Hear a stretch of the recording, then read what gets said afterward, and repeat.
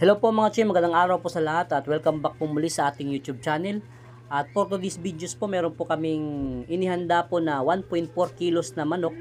Yan po, tinimbang na po namin. Kung nakikita nyo po, tumitimbang po siya ng 1.4 kilo po. Sa mga nagtatanong po, at saka sa mga nais matuto na paano ang paraan ng paghiwa natin ito.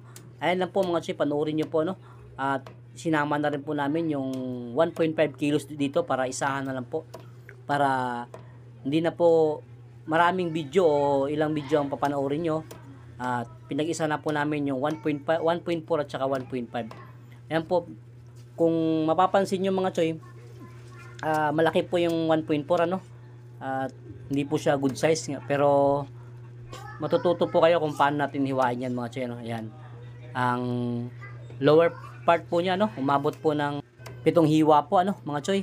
Ito po yung upper niya. Ayan.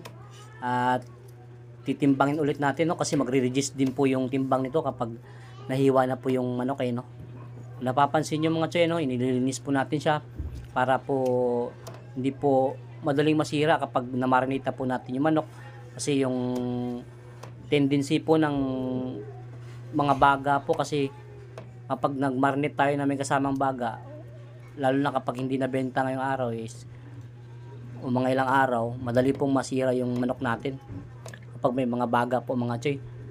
Ayan, panoorin nyo po mga Choy. At sa mga bago pong nagninegosyo, at salamat po dahil tayo po ay nagiging inspirasyon po sa kanila para makapag-umpisa po sila ng pagbibusiness po. Shout out po sa inyong lahat mga Choy.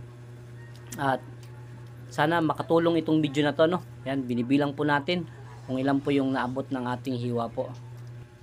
Ayan. At ang suggested ko lang po na manok para po sa mga FC po, yung sinasabi po natin na 1.1 o 1 kilo hanggang sa 1.2, pwede na po yan. Pero kapag 1.4, kung walang ibang manok is pwede na rin po, pero talo po tayo. Ito po, panoorin natin yung 1.5. Umabot lang po ng 18 piraso po yung natin 1.4, medyo lugi na po tayo dun, pero malaki po yung hiwa natin, 20 pesos yung bentahan, meron pa rin pong kita mga Choy. Ayan, ito po yung 1.5, ayan,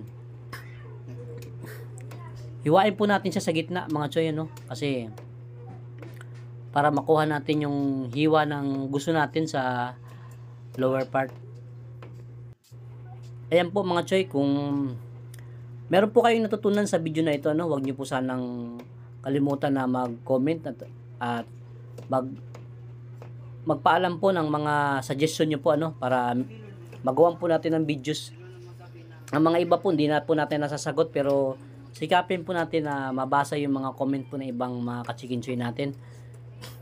At sa sunod videos po natin, meron po tayong i-shoutout, hindi muna sa ngayon kasi hindi po natin naihanda.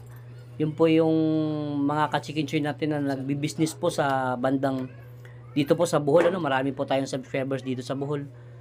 At maraming salamat po, sa pagtitiwala, at tayo po ang naging inspirasyon ninyo sa pag-umpisa po ng pagbi-business po, At sipag lang po mga Choy, kung makapag-umpisa na po kayo, wag pong panghinaan ng loob, ganun talaga. Minsan matumal, at lalo na kapag maulan, pero tiwala lang sa recipe po, kasi doon po tayo magbabase sa timpla po natin, lalo na kapag nakapwesto kayo ng maganda yung location ninyo, is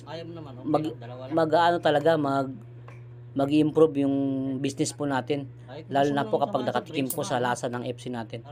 At shoutout po sa inyo. Susunod po ay sa shoutout po natin yung sined mo po sa akin picture, yung tindahan na umpisahan mong bubuksan. Yun po mga Choy. At marami na rin po tayong natulungan at naging inspirasyon tayo, yung mga OFW po natin, ang mga kababayan po, At meron na pong nakauwi dito, galing pong Dubai, ang isang OFW natin, pag uwi dito ng Cebu is nakapag-umpisa po siya ng business sa pamagitan po ng pag-EFC po. Yun po mga Choy, at binibilang na po natin kung ilan po yung naabot ng 1.5 kilo po na manok na hiniwa natin po, Ayan. Ang alam ko po ay sumabot po ito ng 21 pieces po, At yan po mga choy, shout out po sa inyong lahat. Salamat po sa inyong panonood.